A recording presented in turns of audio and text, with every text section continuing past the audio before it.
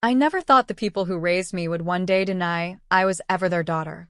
They left me on a hospital bed, unconscious, broken, and told the doctors to let me die. Why? Because I wasn't their real child. But I didn't die. I survived. And when I came back with the truth and the strength to expose everything they tried to hide. This is not just my story. It's for anyone who's ever been discarded, abandoned, or unloved by the very people who were supposed to protect them.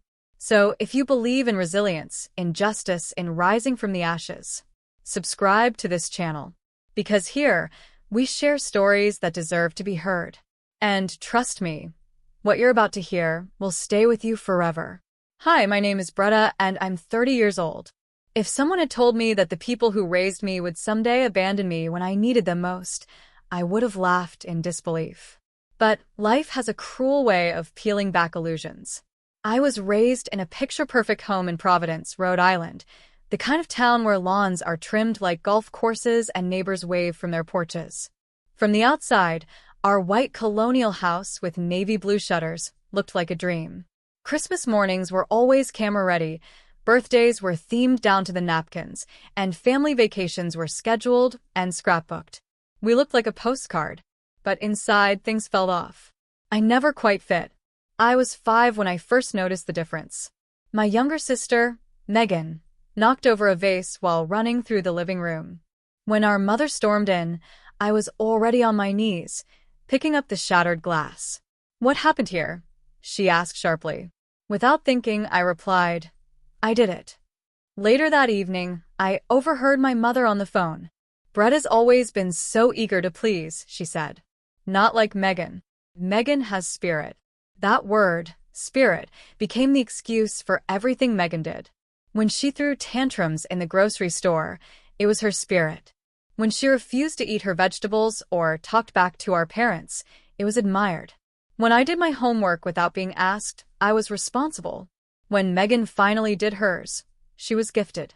The differences weren't always glaring, but they were constant. Megan got the bigger bedroom, even though I was older. She chose the restaurants for family dinner nights. Her artwork covered the fridge, while mine was quietly tucked into a drawer. "Your sister needs more encouragement," my father once explained when I asked why my perfect report card was met with a nod, while Megan's B- earned her ice cream. "You're naturally good at school." It felt like I was being punished for trying too hard. I was 12 the night everything clicked. It was late, well past midnight, and I was sneaking to the kitchen for a glass of water when I heard my parents arguing. I froze in the hallway as my mother hissed, "You've always favored Megan. It's like you're trying to make up for Bretta not being yours." My father's voice came back, hard. "She's not yours either, Karen. We agreed when we took her in that we'd treat her the same."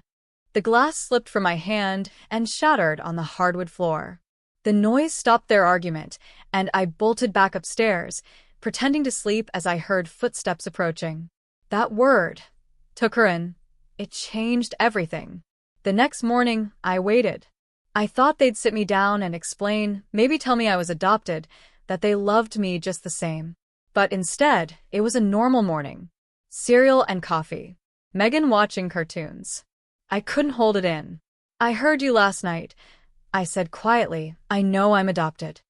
My mother smiled, that tight, insincere smile that never reached her eyes. "Don't be ridiculous, Bretta. You must have been dreaming." My father flipped the page of his newspaper. And just like that, the conversation was over. No denial, no confirmation. Just gaslighting and silence. After that, I stopped hoping to be loved. I shifted my goal. If I couldn't be loved, maybe I could be needed. Maybe I could become so successful, so impressive, they'd have no choice but to see me. I threw myself into school. Straight A's, academic awards, volunteering, science fairs. I graduated valedictorian, got a full scholarship to one of the top biomedical engineering programs in the country, and went on to co-found a health tech company focused on brain injury diagnostics. By 28, I was featured in a regional tech journal. My parents attended the graduation, stood next to me for photos, accepted praise for raising me. But the distance in their eyes never changed. They looked at me like a project. A trophy they didn't even build, but were happy to display. The only person who truly saw me was my grandfather, William Anderson. He lived in a historic Victorian home on the edge of Providence. He was kind and dignified, the kind of man who remembered your favorite book and brewed the perfect cup of tea. From age 13, I spent every summer with him. After overhearing my adoption, he was the only one who didn't pretend. "You have your mother's eyes," he said one day when I was 15. I blinked. "You mean Karen?" He smiled gently and shook his head. No. "Your real mother. Her name was Caroline. She loved you very much, but she couldn't keep you." I had questions, but he always said, "When you're older, I promise I'll tell you everything." That promise stretched through the years. In college, he said, "After you graduate." After graduation, it became when your career is settled. And once my company took off, it became when the time is right. In the meantime, my relationship with my parents grew colder. My father's law firm even represented a competitor of mine in a patent dispute. When I asked him about it, he said, "Family is one thing. Business is another." It was clear which one mattered more. Megan, meanwhile, became a surgeon. She and my father bonded over medical jargon. Their conversations flowed effortlessly, full of stories and laughs I was never part of. I told myself I didn't care. I told myself my achievements were enough. But deep down, I still waited. Waited for them to look at me and see a daughter, not a duty, not an outsider, but someone they truly cared about. That day never came. But a much darker one did, and it would shatter every remaining illusion I had about love, family, and what it truly means to be seen. 3 years ago, we all gathered for Thanksgiving dinner at my grandfather William's house. By then, he had grown frilier, but his mind was still sharp as ever. He had insisted on hosting one last time. The table was set beautifully, crystal glasses, silver cutlery, and flickering candles. It was the kind of dinner that looked like it belonged in a magazine. Conversation turned to my company's latest milestone. We had just secured a major grant to develop a non-invasive brain monitoring device that could detect signs of consciousness in comatose patients, technology that could give families real hope. "I always knew Bretta would do something extraordinary," my grandfather said proudly, lifting his wine glass in a toast. For a brief moment, I felt warmth wash over me. Then my mother ruined it. "Well, she always was determined to prove herself," Karen said with that dismissive smile she wore like perfume. I set down my fork. "Prove myself?" I echoed. "Is that what you think all this has been? Just one long campaign for your approval?" My father, David, chuckled. "Most adopted kids go through an overachievement phase. It's common." His words hit like ice water. Megan choked on her drink. "Wait, what?" she asked, glancing between our parents. "What are you saying?" "Oh, she knows," my mother said casually, waving it off. "She's known since she was 12. I stared at them. "You denied it. Every time I asked, you told me I was wrong." "Crazy." "We thought it was better that way," my father said, as if explaining a legal loophole. "Children need stability." "I needed honesty," I replied, my voice shaking. "And love. But you only had that for Megan." Karen straightened. "We gave you everything. A home, the best schools, every opportunity. Most adopted children would be grateful." That word again, grateful. As if my existence had been a burden they'd reluctantly borne. My grandfather's hand came down hard on the table. "That's enough, Karen." But it wasn't. Not for me. 20 years of being treated like a guest in my own family, of working for affection like it was a job interview, came pouring out. "You never wanted me," I said quietly. "You wanted the image, the story, the smart, obedient daughter you could parade at parties and list in your holiday newsletters. But when it came to actual parenting, you had nothing to give." I stood, my napkin falling to the floor. "I'm done begging for love." I left that night and didn't look back. Changed my number. Moved into a new apartment. The only one I stayed in touch with was my grandfather William. We met every Sunday for brunch at his favorite cafe, a little corner spot with cracked leather booths and the best cinnamon rolls in the city. "They do love you," he insisted once, stirring his tea. "They just don't know how to show it." I looked at him. Love isn't supposed to be that hard. He didn't argue. 6 months later, he passed away in his sleep. I was on a business trip in Seattle when I got the news, not from my parents, but from his lawyer, Edward Harper. My parents never called, never texted. I missed the funeral. Edward contacted me to let me know that William had left me his home and most of his estate.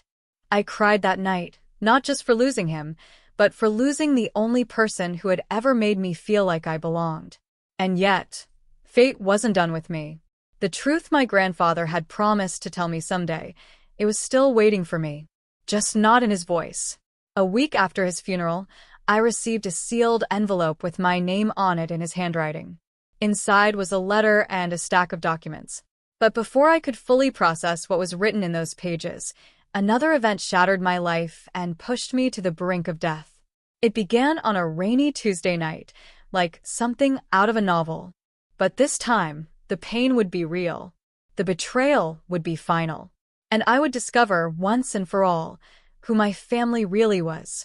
It was just another long day at the office. We were running late-night tests on the new software module for our brain monitoring system, something that could revolutionize care for patients with brain injuries.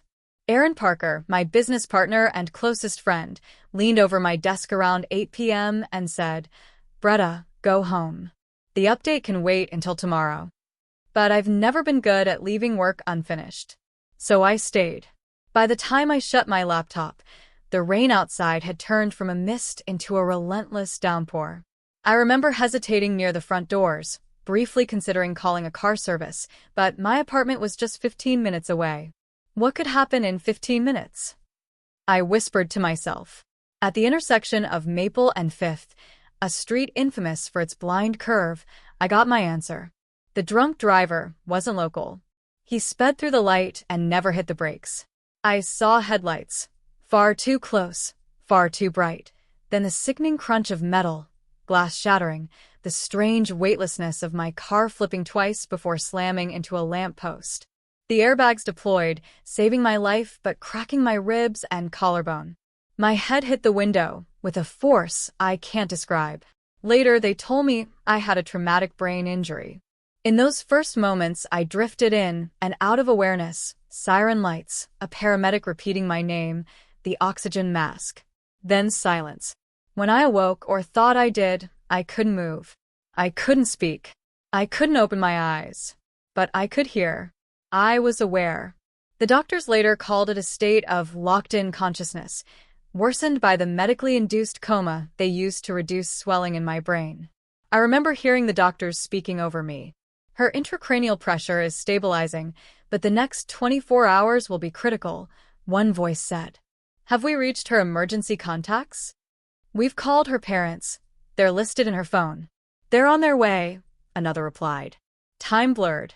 I don't know how long it took, but eventually I heard the door open. "Mr. and Mrs. Morgan," a doctor greeted.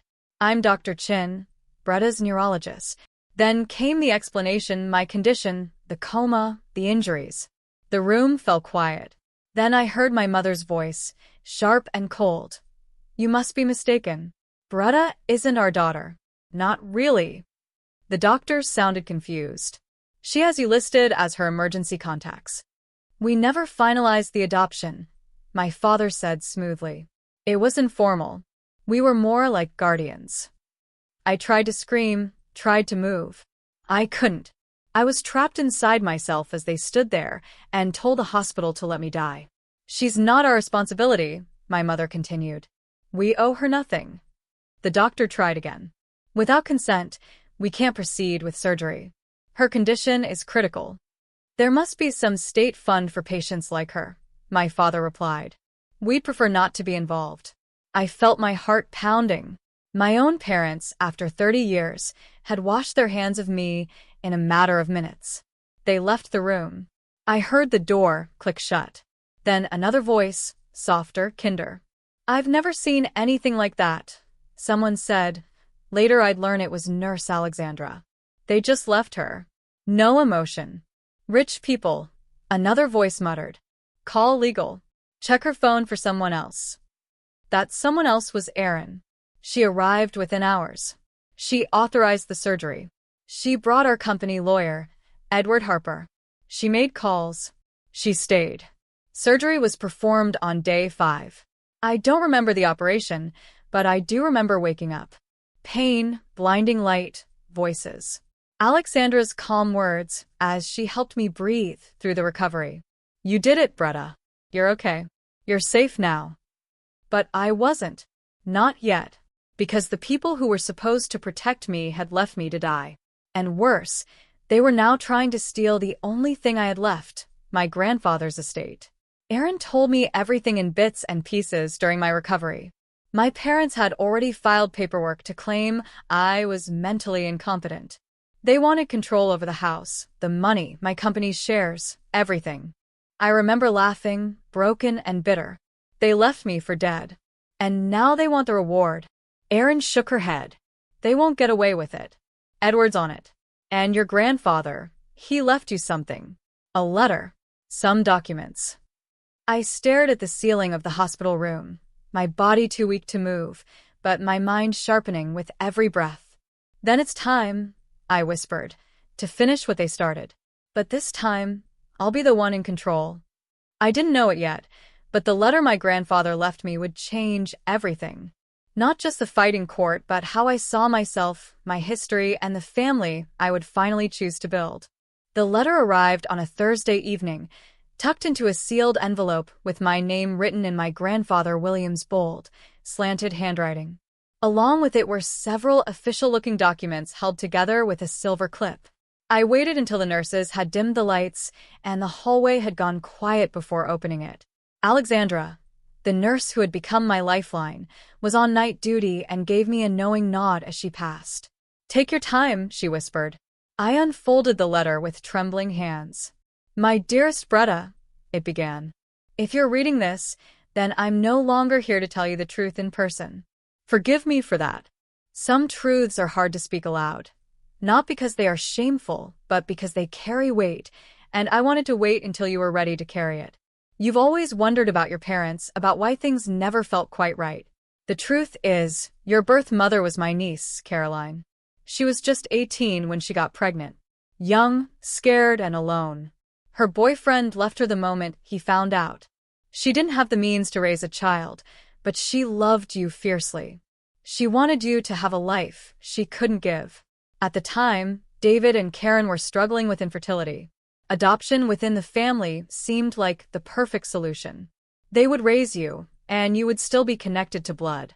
What I didn't foresee was that just a few weeks after taking you in, Karen discovered she was pregnant with Megan. Suddenly, they had 2 infants instead of 1, and from that moment on, everything changed. I turned the page slowly, my pulse racing. Karen resented the adoption. She saw you as Caroline's child, not hers. And while David tried to keep things fair, his love, too, had limits. I confronted them many times over the years. They always promised to do better. They never did. You were legally adopted. Don't let them tell you otherwise. I've included the court documents to prove it. You are, in every way that matters, their daughter. Legally. Rightfully. But more importantly, you are my family. And I have always loved you as such. The tears came hot and silent. I clutched the letter to my chest, my body still aching from the accident, but my heart hurting more. Everything I had felt growing up, the distance, the coldness, the conditional love, had an explanation. It wasn't just in my head. It was history. It was betrayal. It was truth. And now I had proof. The next morning, Edward Harper arrived at the hospital. You're stronger than they think, he said with a small smile as he laid the documents out on the visitor's table. They've filed for emergency conservatorship, claiming your injuries make you unfit to handle your own affairs. Can we fight it? I asked. My voice was scratchy, but steady. We already are, he replied. I've submitted medical assessments confirming your capacity. The judge has frozen the estate until a hearing can be scheduled. They won't get anything, unless you give up. That was never going to happen. The following weeks were grueling. Physical therapy left me drained and shaking. Every step felt like climbing a mountain with no peak in sight. My ribs screamed with each breath. My head throbbed daily. But I pushed forward. I had something more powerful than pain. I had purpose. Alexandra remained my constant, encouraging me, talking to me about weather, music, even bad hospital coffee. Aaron visited daily, handling press inquiries, company updates, and managing the chaos my parents were creating. "They're saying you're emotionally unstable," she told me one afternoon. "They've even tried contacting your doctors directly." "Let them," I said. "We have facts. We have video. And soon, they'll have nothing." That night, I started writing. The letter. The one I wanted them to find. It wasn't about revenge. Not really. It was about clarity. I wrote about the years of emotional neglect, the denial of my identity, and finally, the moment they told a doctor they owed me nothing. I included copies of my adoption documents. I embedded a link to the hospital security footage that captured their exact words. And in the end, I forgave them. Not for their sake, but for mine. I released them from any obligation to love me. And I released myself from any need to be loved by them. By week 6, I was discharged. Alexandra wheeled me to the hospital entrance, where Erin waited with her car. I hugged the nurse who had seen me through the darkest moments of my life. "I'll never forget what you did," I told her. "You saved me." "No," she smiled, her eyes bright. "You saved yourself. I just reminded you how." Erin's apartment became my sanctuary. The guest room was small but warm, with fresh sheets and a stack of books on the nightstand. I set up my laptop. On one wall, I pinned a timeline, my recovery, my accident, their betrayal, and now my plan. We changed the locks on William's house, installed cameras, connected everything to a secure cloud. And I handed the letter to Edward. "Place it somewhere they'll find it," I instructed. "And then let's see how well they handle the truth." Because now I was ready, not to win a fight, but to reclaim the story they tried to erase. Not just for justice, but for myself. The daughter they never truly accepted had finally found her voice. And I was going to use it. Saturday arrived gray and windless, the kind of quiet morning that hinted something was coming. Edward Harper called just after noon. They filed the request to enter the property. The court granted a one-time visit for them to collect personal belongings from the estate, he said. "They'll be at the house by 2 p.m. "Is Megan with them?" I asked. "She's listed on the filing," he confirmed. I thanked him, opened my laptop, and logged into the live security camera feed we'd set up throughout Grandfather William's house. Erin sat beside me, her coffee steaming untouched. At exactly 2:03 p.m., the familiar silver Mercedes pulled into the driveway. David got out first, checking his watch irritably. Karen followed, draped in her usual designer coat and her habitual tight-lipped smile. Megan trailed behind them, slower, her arms crossed, her face unreadable. I watched as David tried the front door. "It's not opening," he snapped. "Did you try the back?" Karen asked. "I shouldn't have to try the back. This is my mother's house." Megan corrected him softly. "Was her house." He shot her a look. They called a locksmith, who arrived 10 minutes later, unlocked the door, and had David sign a document acknowledging entry. And then they were inside.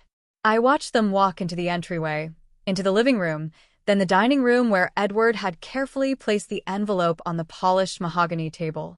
My name, Bretta, written in Grandfather William's unmistakable hand. "What's this?" Karen asked, picking it up.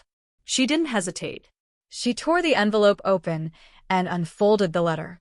I watched her face as she read, the blood draining, her fingers trembling. "What is it?" David demanded. Wordlessly, she handed him the letter.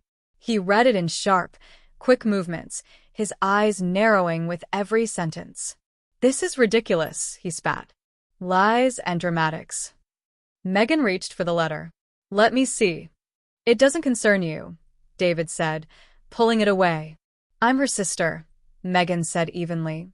"I think it does." She took the letter from his hand and read. Her mouth parted slightly as she scanned the words.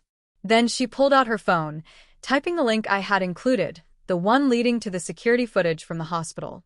For several minutes, the room was silent, broken only by the audio from Megan's phone. The unmistakable recording of my parents saying, "She's not our real daughter. We owe her nothing." Megan looked up slowly, pale, shaken. "You left her to die," she whispered. "Your own daughter." Karen collapsed into the nearest chair. "It wasn't like that. The doctors said, they said she needed authorization." Megan cut in. "And you walked out. You told them she wasn't your child." David tried to retake control. "We merely explained that the adoption was never formal, but it was," Megan said. "This letter includes the legal adoption paperwork. You signed it. You raised her. You lied." "I've always known you treated her differently," Megan continued. "But I told myself it was because she was the eldest. Or because she was so independent. I never imagined it was because you didn't believe she belonged." Karen straightened up, her tone cold and defensive. "We gave her everything. She should be grateful." "Except love," Megan snapped. "You gave her everything but that." I watched it all unfold from Aaron's couch, my heart racing. The confrontation I had imagined for years was happening in real time, without me having to say a word. I watched Megan stand, letter in hand. "I can't be here right now," she said. "I can't look at you. I need time." "Megan, wait," David called as she headed for the door. "Don't call me," she said without turning back. "I'll reach out when I'm ready." Once Megan was gone, Karen turned to David. "You've turned her against us." "Me," he barked. "You're the one who called Bretta her half-sister." "Well, she is." Karen snapped, then froze. "She was legally adopted," David muttered. "And now both our daughters hate us." "No," Karen said, sinking into a chair. "Bretta is going to destroy us. That video, that letter, were finished." They started making calls, Gerald, their old lawyer, a PR consultant. They whispered about editing the narrative, claiming they were in shock, that the video was taken out of context. "We'll say it's AI-generated," Karen offered desperately. "That the video isn't real." "And the documents?" David asked. "The will? The adoption papers?" "We'll say William was manipulated. That he wasn't in his right mind." They never once said my name with regret. They never once questioned whether what they did was wrong. It was all about damage control, reputation, money. When they finally left, Karen tucked a small silver box into her purse, one of the items Megan had specifically asked to preserve. I closed the laptop, my fingers tight against the keys. Erin looked at me, her expression calm but charged. "Exactly what we expected," she said. "No remorse." "No surprise," I added. My phone buzzed. A message from an unknown number. "It's Megan. We need to talk." I stared at the message for a long time. Then I replied, "Tomorrow. 10 a.m. cafe on Cambridge Street." Whatever came next, I was ready. No longer for approval or forgiveness, but for the truth. And for my terms. The next morning, the cafe on Cambridge Street buzzed with quiet conversations and the scent of roasted beans. I arrived a few minutes early, leaning heavily on the cane I still needed for long distances. Megan was already there, sitting at a corner table with 2 coffees between her hands. She looked up as I approached, her expression tight with something between guilt and relief. "Bretta," she said softly, standing as though unsure whether to hug me or shake my hand. We settled for a nod and a small, awkward smile. "I didn't know," she said quickly. "About the hospital. About what they said. I swear I didn't know." I studied her face, searching for deception, but found only sincerity. "I believe you," I said. And I did. Megan had her flaws, blindness among them, but she had never been deliberately cruel. "Did you read the whole letter?" I asked. She nodded. "And I watched the video. I can't believe that they would say those things. Not just about any person, but about their daughter." "Not their daughter," I said quietly. "Not in their eyes. Not really." "But you are," she said, her voice trembling. "Legally. And well, we grew up together. You are my sister, Bretta." She reached across the table and placed her hand on mine, but I gently pulled away. I spent 30 years watching them love you openly while rationing affection toward me like it was a scarce resource. Did you really never notice? Megan flushed, looked down at her coffee. I thought they were harder on you because you were older. Or because you were so capable. I told myself that made sense. She shook her head. I didn't know it was because they didn't see you as theirs. They told the hospital staff I wasn't their real daughter, I said evenly. They said they owed me nothing. That wasn't heat of the moment. That was who they are. Megan wiped her eyes. I want us to be sisters again. Real sisters. I've missed you these past 3 years. And where do our parents fit into that vision? I asked. She hesitated. I'm not speaking to them. Not right now. What they did, I can't forgive it. Not yet. Maybe not ever. They'll try to pull you back in, I warned her. Rewrite the narrative. Make you question your memory. I know their playbook too well. She managed a sad smile. I've had a front row seat most of my life.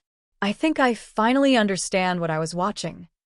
We sat in silence for a few moments before she asked, Can I ask, what exactly did your letter say? The one you left for them? I pulled out my phone, opened the saved document, and began reading it aloud. Dear David and Karen, it began.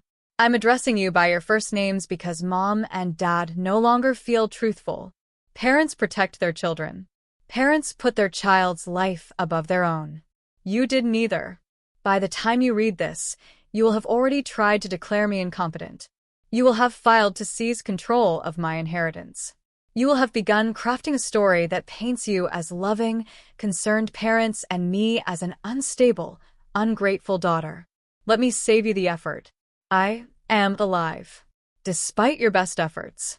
The doctors at Massachusetts General have documented your refusal to authorize my treatment. The security cameras recorded you saying, She's not our real daughter. We owe her nothing. You left me to die. I continued reading, my voice steady. I have tried, for 3 decades, to earn your love. I excelled in school. I built a successful company. I did everything to make you proud. But it was never enough, because I was never enough. Not to you. Not without blood. But William Anderson left me something greater than inheritance. He left me truth. And with that truth, I leave you this. I no longer need your approval, your acknowledgement, or your love. I forgive you, not because you deserve it, but because I deserve peace. I release you from all obligation to me. And I release myself from all obligation to you. When I finished, Megan was crying. That's the most honest thing I've ever heard, she whispered. And the saddest. I tucked my phone away. They left me 6 voicemails yesterday, she said, wiping her eyes. Telling me how worried they are about you. That they just want to help. That Aaron and your lawyer are manipulating you. I rolled my eyes. Of course they did. They're always the heroes in their own story. What happens now? She asked. With the estate? The guardianship stuff?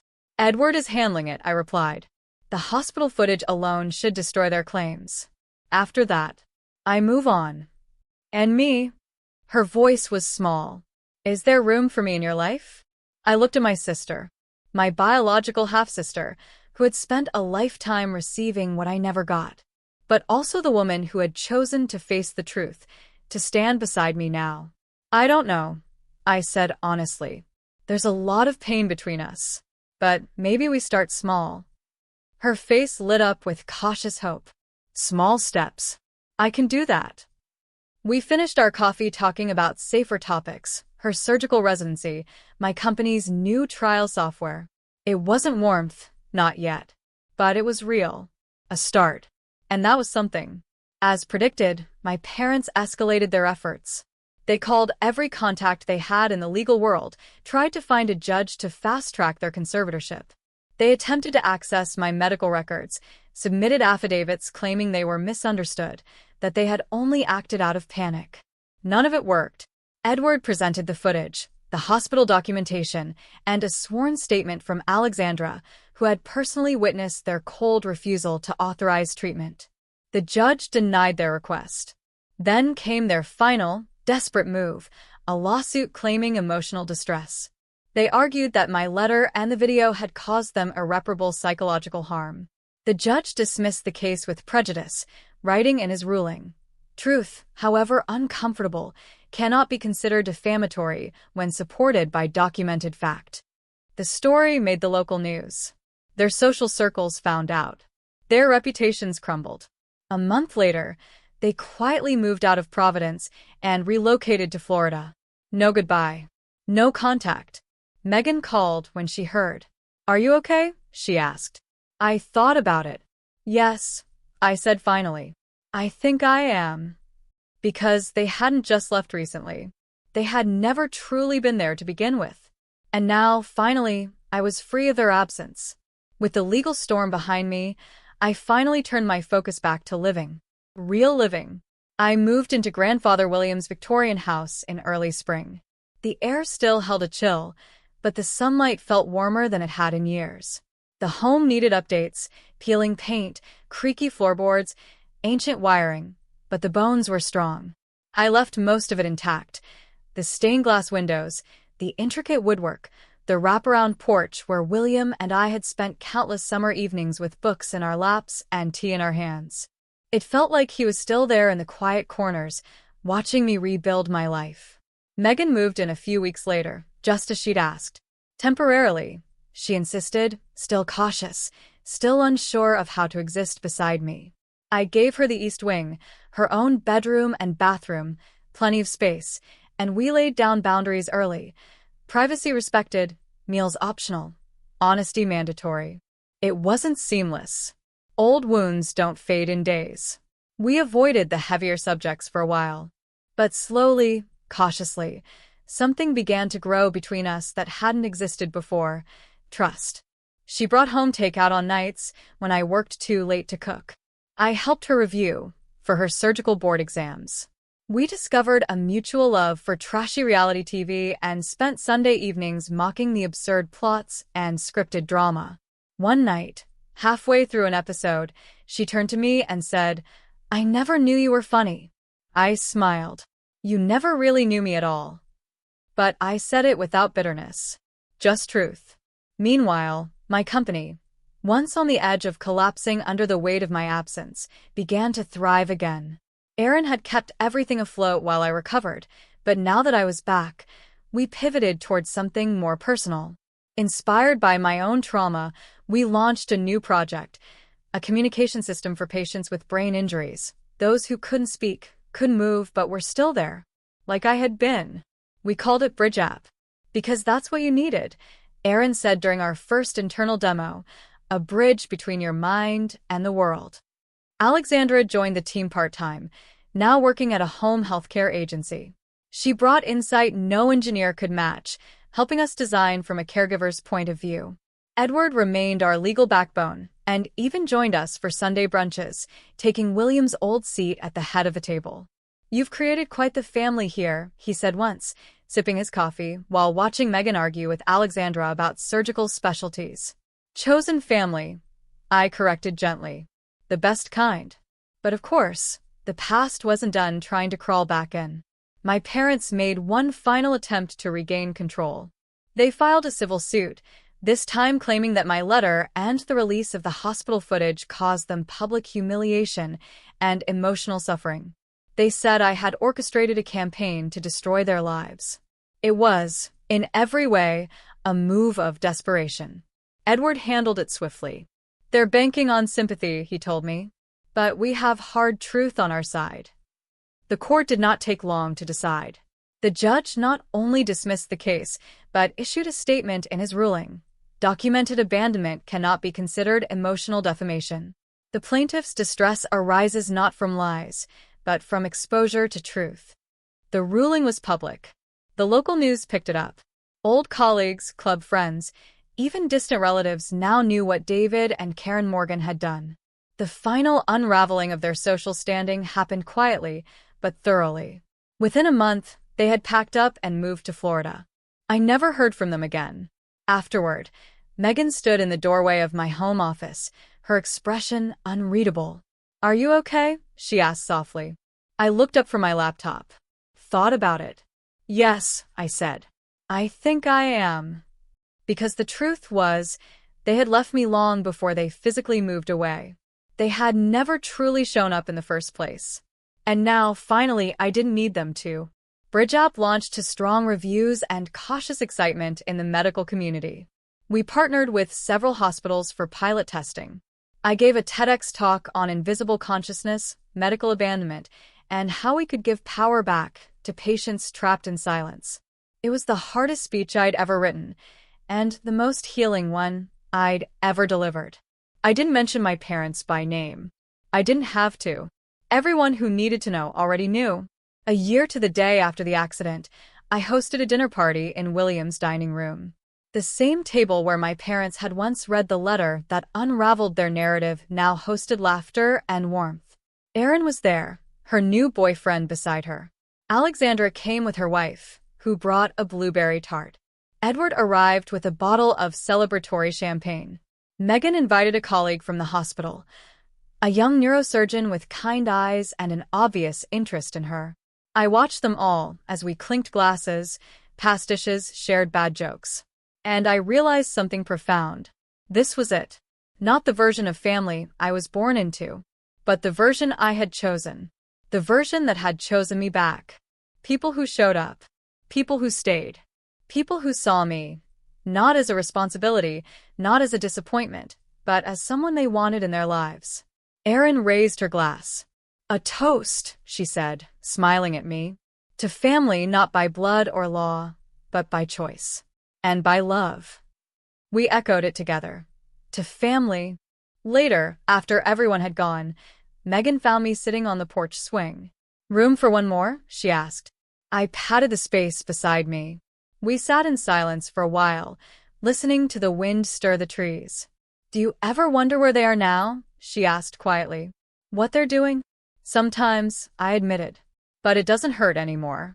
"How did you do that?" "Make it stop hurting." I looked out over the yard where I'd played as a child, where William had planted lilacs along the fence. I stopped expecting them to be something they never were.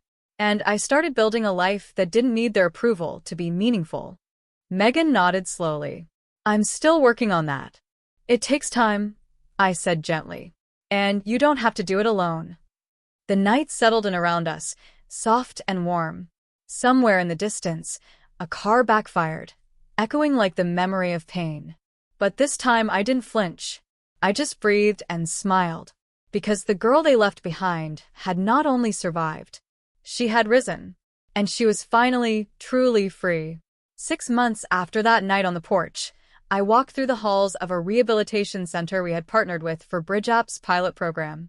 The lead physician there, a thoughtful woman named Dr. Ahmed, greeted me with a warm handshake and introduced me to a patient named Lucy. Lucy was 16, recovering from a traumatic brain injury after a cycling accident. She couldn't speak yet, and her parents had been terrified that she was gone. But Bridgeup had detected consciousness through subtle patterns in her brain activity. For the first time in weeks, they knew she was still in there. Still herself. I stood by Lucy's bedside, watching her eyes follow the on-screen cursor and spell the word, "Hi." Her mother gasped. Her father burst into tears. I felt a lump rise in my throat, the same one that had nearly choked me in my hospital bed all those months ago. But this time, it wasn't fear. It was purpose. This was why I had lived. This was what I had fought for, not just survival but impact. My pain had become something greater. Something useful. Something beautiful. On my way out, I sat on a bench outside the center, phone in hand, staring at the contact list I no longer used. My parents' numbers were still there, but I hadn't heard from them since the lawsuit was dismissed. Not a single call. Not a word. At one time, I would have stared at that silence, like a wound that refused to close. But not anymore. Now it was just quiet and peace. Back at home, Megan was cooking dinner. She'd improved drastically from the boxed mac and cheese days of our childhood. "I have news," she said over the sound of sizzling vegetables. I got offered a permanent attending position. I'm staying in Providence. I smiled, proud of her, but also grateful. That's great, I said. For the hospital, and for me. We ate dinner at the old kitchen table, the one William had refinished by hand. Afterward, we sat by the fireplace with mugs of tea. Do you think you'll ever forgive them? Megan asked quietly. I stared into the flames, the question heavy but familiar. I already have, I said. But I'll never need them again. That's different from hating them, she said. I know, I replied. Hate takes too much space. I'd rather fill mine with something better. And I did. The next few months were filled with life. Aaron and I expanded BridgeApp into 2 more hospitals. Alexandra ran caregiver training sessions that brought nurses from all over New England. Edward helped us establish a nonprofit branch to provide the software to patients who couldn't afford it. Every Sunday, we gathered for brunch, me, Megan, Aaron, Alexandra, Edward, and whoever else needed a place to belong. We laughed more. We grieved less. The past became something we learned from, not something that defined us. A year after moving into William's house, I hosted another dinner party, this time for the launch of BridgeApp's national expansion. Our small dream had become something bigger than any of us imagined. Before we ate, I stood up at the head of the table, holding a glass of sparkling cider. I want to make a toast, I said. The room grew quiet. To those who stayed, I began, my eyes sweeping over the faces of the people who had stood by me in the darkest moments. To those who didn't walk away. To those who made space when I had nowhere to go. And to those who reminded me that blood is not the only bond that matters. I paused. Family is not who you're born to. Family is who shows up when everything falls apart. Glasses clinked. Eyes shimmered. Laughter bubbled in the room like a song. That night, as I cleaned up the dishes with Megan humming off-tune beside me, I thought about how far I'd come. From a little girl picking up broken glass in silence, to a woman who now knew how to heal, how to build, how to lead, not just a company, but a family. One I had chosen, one that had chosen me back. Later, I stood alone on the porch, the stars just beginning to peek out from behind a blanket of deep blue sky. I could still remember the hospital beeping, the sound of their voices telling the doctors to let me die. But it felt like a memory from someone else's life. I closed my eyes and took a deep breath. My name is Bretta, I whispered to the wind. I am 30 years old. I was left to die, but I came back stronger. I survived the silence. I rewrote my ending. And I wasn't done yet, because survival was only the beginning. Now it was time to live. If this story touched your heart, please take a moment to like, share, and subscribe. Your support helps us bring more powerful true stories like Bretta's to life. Stories of strength, survival, and finding family where it matters most. We'd love to hear from you in the comments. Have you ever had to walk away from someone who was supposed to protect you? Have you found healing through chosen family? Thank you for being part of this journey. Remember, you're never truly alone, and sometimes the family you build is stronger than the one you were born into.